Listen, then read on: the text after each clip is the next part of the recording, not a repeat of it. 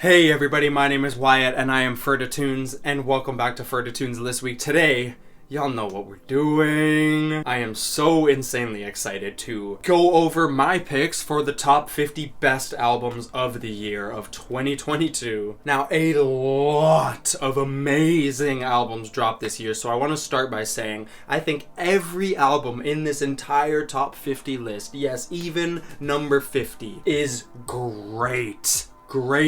Great. I'm ashamed that a lot had to be left off. I started list week with an honorable mentions video, which I normally don't do. I just do the little credit roll. But they deserved the shine. There were so many honorable mentions that were on the list for so long this year, and unfortunately, these things happen. And a lot of the rankings on this list, oh, this album is higher than this album, when I really couldn't decide, which was like honestly a vast majority here. It really just came down to how much I personally get out of the album. But all of these albums deserve a listen in my opinion. If you're somewhat intrigued by anything on this list that you haven't heard or seen, just dive into it. Give it a shot. Trust me, alright? Hey, I know we all got different music tastes out here, but mine's the best, obviously. Glad we're all on the same page here. So before we get to it, I normally do a video covering my top whatever favorite EPs of the year, and I just didn't really have time to slash it out. And I also, again, I've mentioned I don't really go out looking for EPs unless they're by an artist that I love. So let's just give a quick shout out to that list, run the best EPs of the year, give them some glory.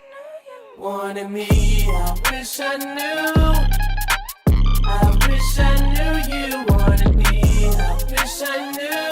Also, I just want to say really quickly, there is a much bigger abundance of rap albums in this list than any other genre. Oh, what can I say? Hip-hop this year, if you've been paying attention, one of the best years for hip-hop in decades, I think. Especially underground rap. So I'm just saying, don't be surprised when it's like rapper after rapper, and then you even see the honorable mentions, and it's full of rap. And y'all know I'm a hip-hop head at heart. So without further ado, let's get into it. Let's waste no more time. Ferda Tunes top 50 best albums of 2022. Starting with an album I forgot to... Oh, fuck. So this should have been in the honorable mentions video, but to be fair, while I was recording that video, this album was still on the list, and now it's not. I'm sorry to say.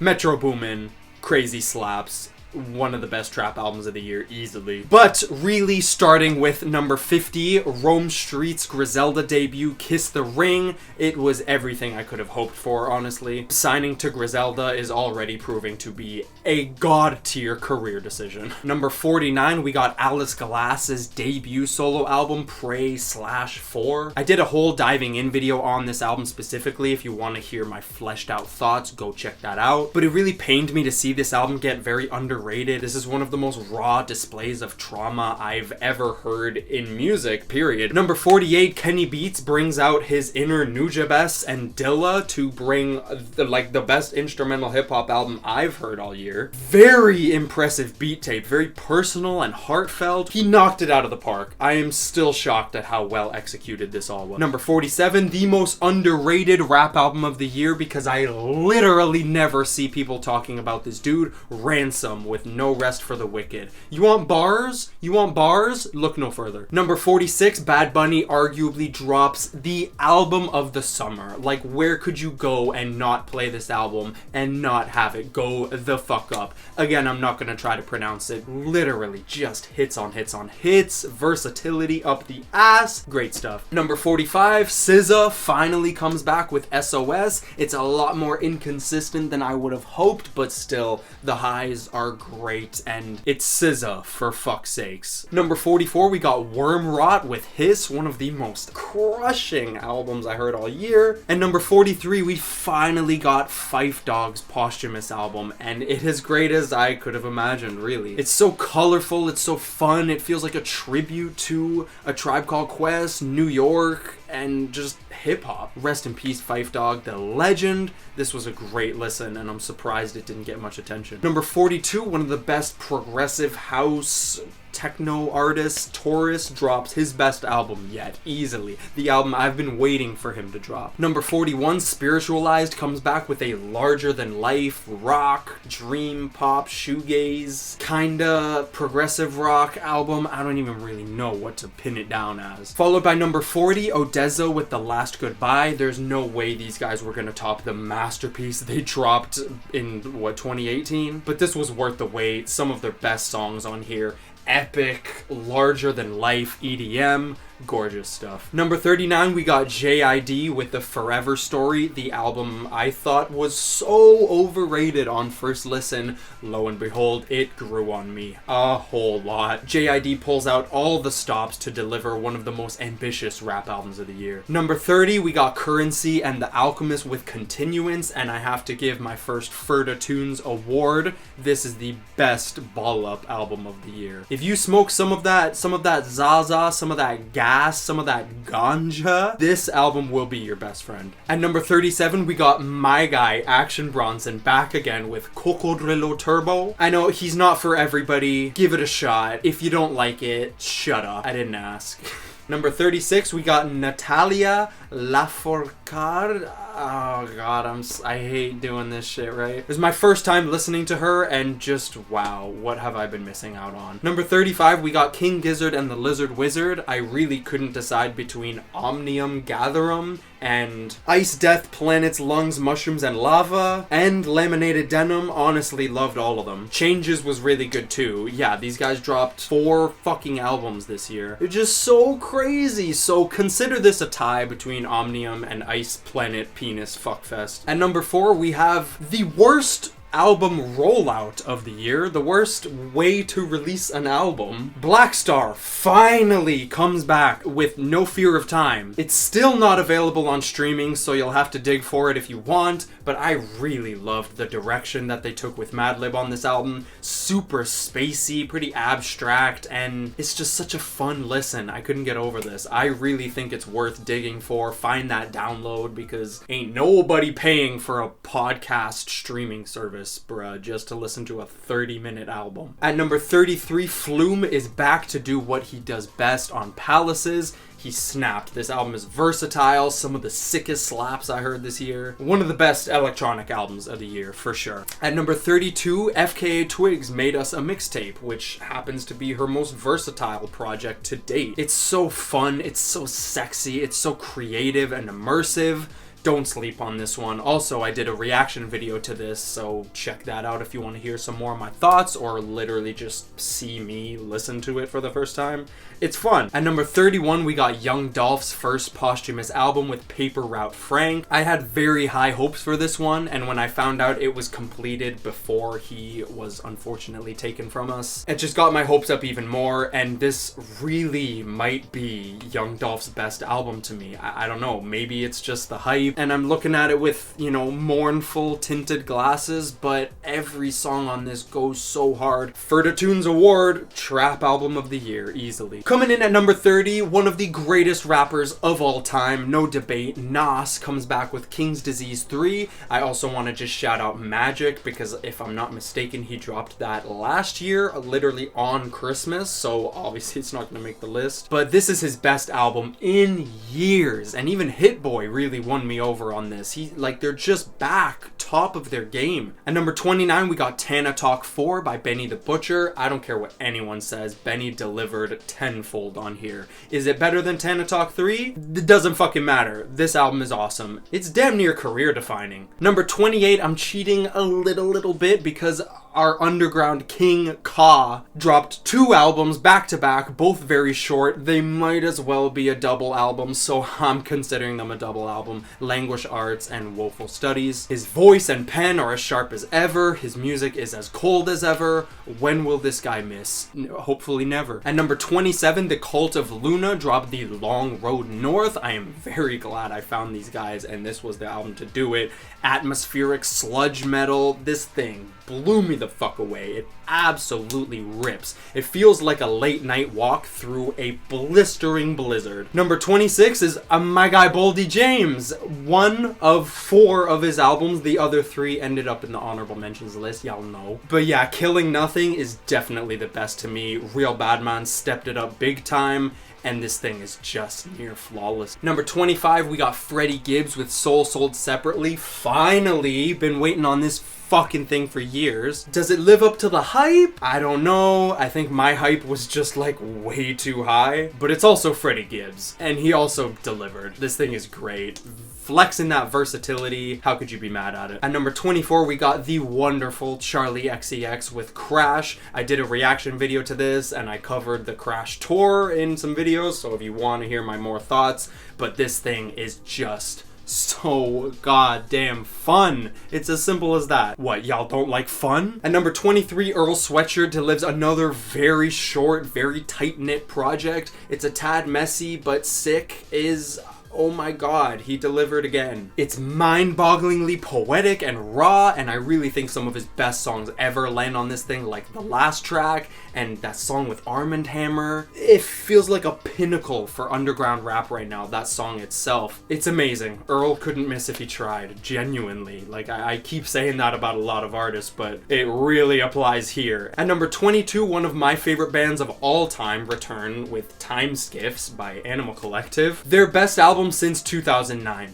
I said it, and it's facts. I did not think they still had all of this in them. They strip back the hardcore experimentalism and focus on organic instrumentation to really make these songs shine, and they sound more like a tight-knit band than ever before, honestly. At number 21, Wise Blood drops And in the Darkness, Hearts Aglow. It's a bit odd, but the songs here are, oh fuck, they're good. It sounds like singer-songwriter music taken to the furthest corners of the galaxy and the depths of the human soul. It's great stuff. At number 20, we got Little Simz dropping a surprise album last minute. Thank you for that. Fucking up my whole list, girl. The best UK rapper out right now, period. Top 10 rapper out right now, period. Love her being so lyrically against labels and the music industry and actively fighting that and stripping so much back on this album emotionally. And then songs like Glorilla and No Mercy, she is just on her Jay-Z shit, straight up. And Angel, of course, the sample loops on that and the hook, so smooth. Some of the smoothest rap I've heard all year, and that's really saying something. At number 19, we got It's Almost Dry. Pusha T delivers, as he always does, upping the ante. Some of Pharrell's hardest beats ever on here. It's Pusha T. It's just high quality rap music. Why would you not listen? I'm not even gonna try to retake that. What the fuck just happened there? Shoutouts to Kanye, though, for dropping 2 of the weakest features on any album this year. What the fuck happened there? Hey, at least the beats were good. Number 18, we got Big Thief dropping a big album. I always forget that I didn't even write it down. Dragon, Warm, Winter, I Love You, Mountain, something. One of the most fun rabbit hole type of albums I heard all year. Feels like a super trippy campfire soundtrack. Some of the most life-affirming songwriting I've heard all year ends up on here. It's a tad long, but the majority of songs here are great. Number 17, Billy Woods drops one of his, if not his best album yet, solo album. The first 4 songs are genuinely some of the most, like, unbelievable, what the fuck, I can't believe this is so good abstract rap songs I've ever heard. Like, ever. The lyrics are as sharp and as gutting as ever. The production is otherworldly. The highs on here are literally speechless. Literally. Number 16. Fuck. Cities Aviv. I don't know if that's how you say his name, but working title for the album Secret Waters. Yeah, that's what the album's called. This motherfucking dude came out of nowhere. When he dropped Man Plays the Horn, I talked about it on my honorable mentions list. Yeah, real cool album, just way too long.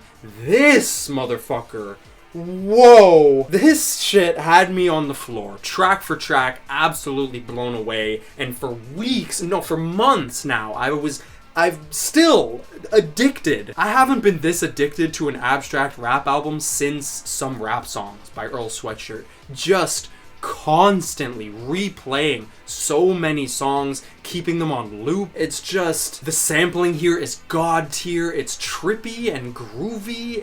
I love this album. Please give this a shot. Oh, like, at number 15, The Weeknd drops one of his best albums. Yeah, like top 3. I don't care. This is so good. The concept is executed perfectly in my eyes, and it only becomes more and more immersive the more you listen to it. It's fucking stellar. It's an absolute smash of a pop record. Such a satisfying listen. He's really outdoing himself at this point. At number 14, we got Queen, Bjork with Fossora. Maybe her weirdest album yet. And I don't have to tell you, that is fucking saying something. Her Mushroom album, and yeah, it's definitely a lot of mushrooms went into this album. The themes, the sounds, the instrumentation just had me keep coming back to it for the sole purpose of just figuring it out more. It's a lot. It's insanely daunting and just what the fuck on first listen, but the more time you spend with this album, the more spiritually rewarding it can be. At number 13, Orville Peck drops the country album of the year, Ferda Tunes award. There you go. Fucking maybe country album of the decade so far. Like, there's not a whole lot of modern country artists that I love and check for especially, but I've enjoyed this man's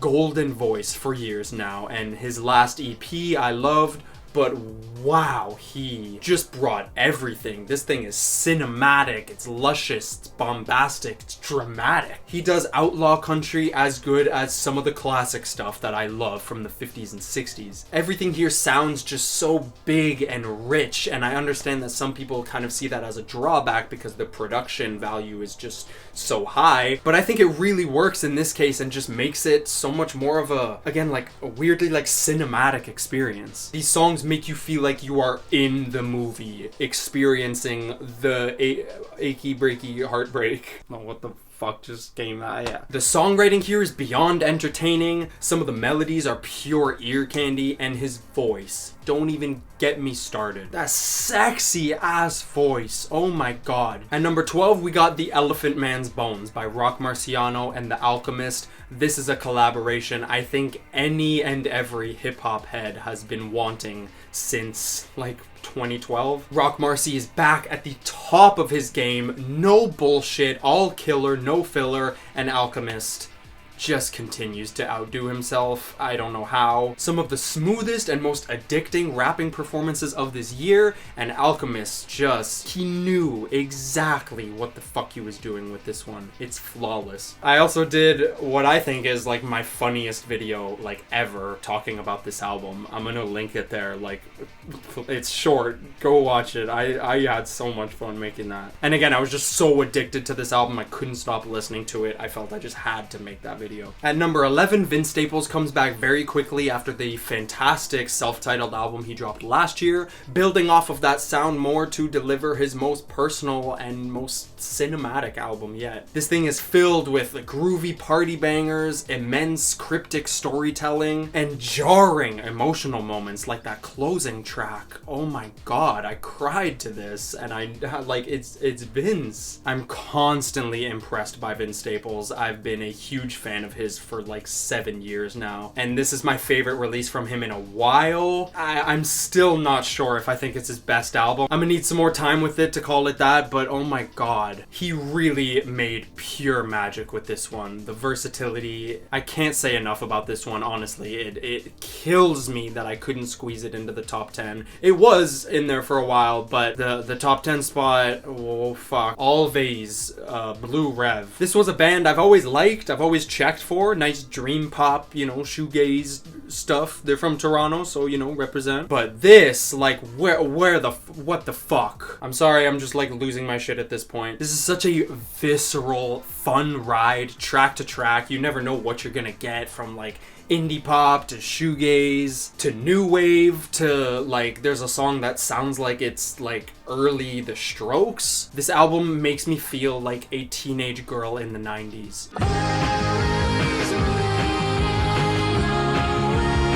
It's just so freeing. It's such a fun ride. It's so layered. It took quite a few listens for me to really see the bigger picture, but these melodies are just insane. Number 9, we got Black Thought, top 10 rapper of all time, no debate, linking up with Danger Mouse for Cheat Codes, the Black Thought solo album that I think we've all been waiting forever to hear. As great as Thought's music is, him and Danger Mouse make pure solid gold here. Black Thought might be the most consistent MC to ever pick up a mic, and this is just further proof of that. It feels like a warm embrace and a cold shoulder at the same time. And with features like Conway, Raekwon, Run the Jewels, and A$AP Rocky, and none other than the late great MF Doom, you have the recipe for a damn near perfect rap album. Do not sleep on this one. It's pretty flawless. Speaking of flawless rap albums, number 8, 10 by Westside Gunn.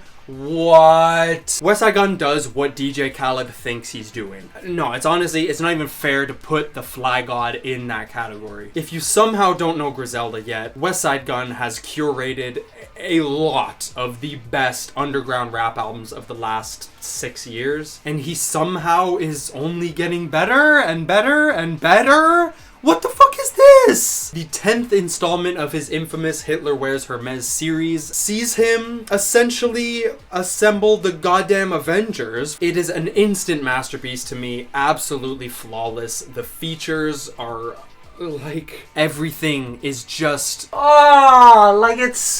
it's an overwhelming amount of quality. I also did a reaction video to this one if you want to see my more thoughts and see me literally lose my absolute shit. Yeah, go check it out. At number 7, we got Bladee and Echo 2K. Y'all really thought I wasn't gonna fit any Drain Gang on here? From first listen, which if you want to see, I did a reaction video to that one as well. I'll try and put all these links in the description, but we'll see. I knew this album would grow on me. I knew it would take a while for me to see the full picture. Even though it was such a short and sweet album, for my first 5 listens, I felt overwhelmed. The immensely layered production, the vocal melodies gliding off of each other, the unbelievable and very seamless blend of cloud rap, dreamy synth pop, and trap music is something to be cherished. I really do believe the sound of these artists and the sound of this album will influence a ton of genres for the rest of the decade, as they have in the past. But just shoutouts to White Armor for some of the best production I've heard so far this decade. This is an uplifting, nostalgic odyssey that feels like dancing through galaxies and sinking back into your childlike wonder altogether. I just hope the vocals work for you, because unfortunately this is not going to be for everybody.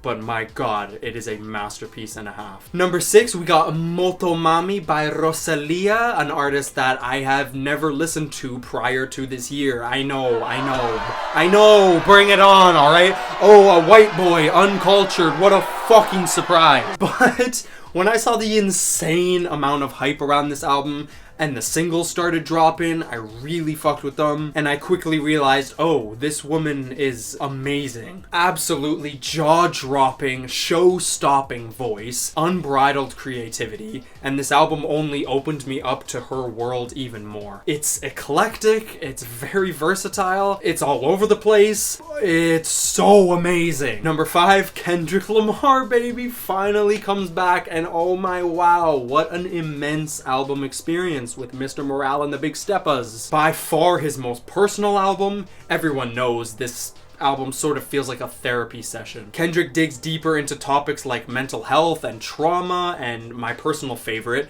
men having daddy issues, more than he ever has before, more than most rappers ever have before. This album is unbelievably special, and I think it took me a while, and I think it'll take a lot of people a while to really see the bigger picture, what he was trying to do here and what he accomplished. But this is one of the most raw displays of oneself I've ever heard in music, period. Flaws, trauma, and all. It's unreal what comes out of this man's mouth on this album. Songs like United in Grief, Father Time, Auntie Diaries, and Mother I Sober, those last 3 especially, I could really see them becoming some of the most important rap songs of the decade, if not of all time. I could talk about this album forever. Honestly, I've been wanting to do a video on it feel like I'm still taking it in sometimes. Like, his thing is just so immense. I'm running out of words, really. At number 4, we got Naked Flames, Miracle in Transit. Been checking for these guys for maybe a year or two now. I just kind of found them on Rate Your Music, and this is their best project that I've heard from them so far. Outsider house, ambient, acid techno, video game type music, progressive trance, drum and bass. It's all here. It's like one big kaleidoscopic dance odyssey. The nostalgia that shoots through you so rapidly as you listen to these densely atmospheric, shimmering techno tracks. This is one of the most fun and most universal albums I think I've ever heard. I could really go on for days about this one. I beg you, just listen to the first 2 songs, if anything. Fuck, is it just me, or like this music is absolutely stunning. And again, universal. Like, you can work out to this album. You can do anything. It is the soundtrack for life. You feel like you want to feel like you're in an old retro video game. This will take you there. At number 3, we have another Ferda award to give out. Finally, we're at this point.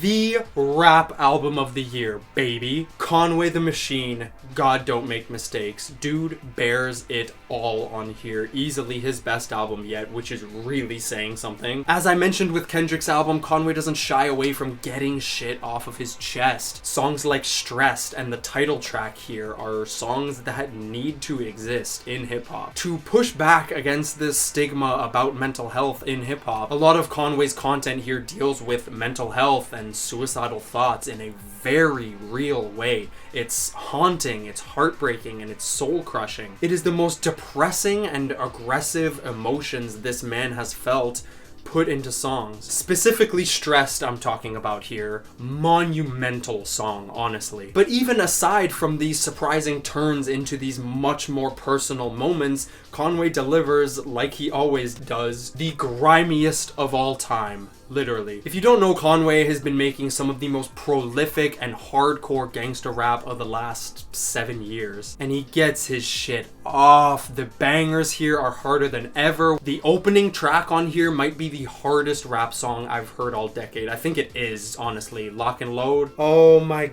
god. It's unbelievably raw. Conway and Beanie rapping about their experiences being shot and it having lifelong effects that affected their career, their ability to make music. And it still just comes off as just such a raw, like, oh my god, it's so disgusting, that beat. It's so good, it's so hard. This album it's monumental. I keep saying this, but Conway gave us everything and so much more on this album. So much more. That's like my favorite song here. Oh my god. Seriously, congratulations to Conway. He deserves all the flowers. He knocked it out of the fucking park and we're still looking for it.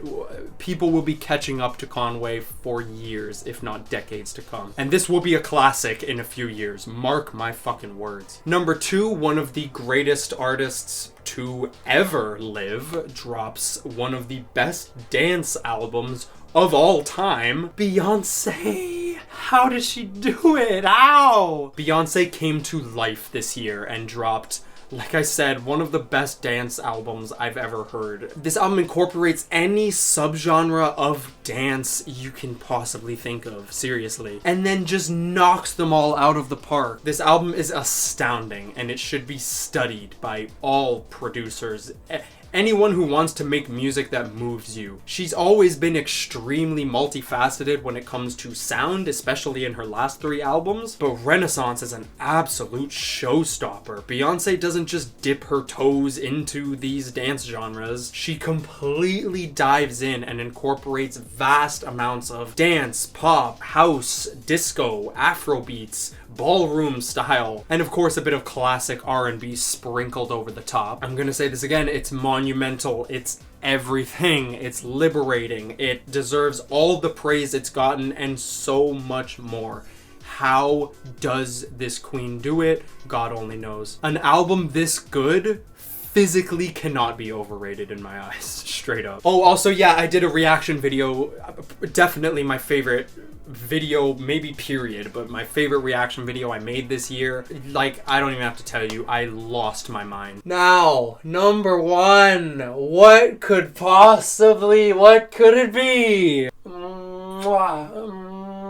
Beach House drop their best album yet, in my eyes. Since the beginning of the year, all the time, I came back to this album constantly, and every time, even still, I think, okay, is it really as good as I think it is, or am I just tripping and I'm just such a fan of this band and I just think they do dream pop perfectly and better than like anyone, really? But as soon as I turn any song on, I immediately realize, no, I'm not tripping. This album is God's gift to dream pop music. They dropped it as 4 separate pieces nearing the end of 2021 and the last 2 pieces at the beginning of this year, and I think the album works a lot better in the context of it having 4 sides. Although I do find that all together it just makes this album that much more of a powerhouse. It's got chapters, dog, like a book. It's like a 4-part movie series you're watching this. You know what I mean? Like, each movie, yeah, they're great, but all together, the series, it's immense, it's luxurious, it's transcendental, it is heavenly music. This is the music I want to hear when I die and they're carrying me up to heaven. Make it last about an hour and a half, please. I need to get through all of these. Yo, like, I can't emphasize this enough. Okay, I'm gonna say it. Fuck it, I'm gonna say it. This is the best dream pop album ever made. Yeah, like, I'm not exaggerating. I just can't help it. I genuinely can't help it. Every song on here just lifts me up so high. I can't believe it. I will not be able to believe it. It's flawless. It's a perfect album to me. I hope people aren't disappointed by this. I don't know what to tell you. It's that great. I don't know what you heard, but this is literally God tier music. I'm not exaggerating this time, as I can do sometimes. I just can't help but feel the way I do about this music, point blank, period. I understand people's gripes with it, but when I tell you everything about this album works for me, everything just fits the puzzle pieces in my mind perfectly, and everything feels beautiful. I did a video on this entire album, my experience with this album, so go check that out if you want to hear more thoughts, but really, like, I can't say enough. This thing is unfucking believable. That's all, I think. Oh my god, like, thank you for watching. If you made it this far, if you didn't skip anything, oh my god, like, you are the best ever. I love you. And even if you did skip ahead a little bit, skip through the selections, I get ya, I understand. This was such a phenomenal year for music, especially rap music, like I said, but Jesus, so many amazing projects. I cannot get over it, and I'm not ready for the new year because I'm still just taking all this shit in. So thank you so much for watching. Please, I beg you, drop your album of the year in the comments, your top 10, your top 50 if you want to. I will read them. I want to talk about this shit for you. Which picks of my list do you agree with, disagree with? Please let me know. Y'all can join the Discord if you want. Links in the description. We got over 230 Ferda family members. And yeah, thank you so much for watching again. Y'all can support me on Patreon if you'd like. Links in the description. You can follow me on Instagram, Twitter, TikTok, all that good stuff. Links in the description. I need to chill next year. This was a lot rushing to get these out. It was painful. Went through a lot, genuinely. Like, I'm not even playing. It's like, what the fuck? But I love you. I love this music. I love this channel. Ferda Tunes is going all the way up next year. I promise I'm taking this shit to the moon. Much love. Subscribe to stay tuned. Check out the top 50 singles of the year list. Check out the honorable mentions, of course, if you missed that. Much love. Please let me know your thoughts. I know I'm gonna get one comment. Yo, where's the Black Midi album? It's called Midi for a reason, bruh. Okay, I need to do something else, bruh.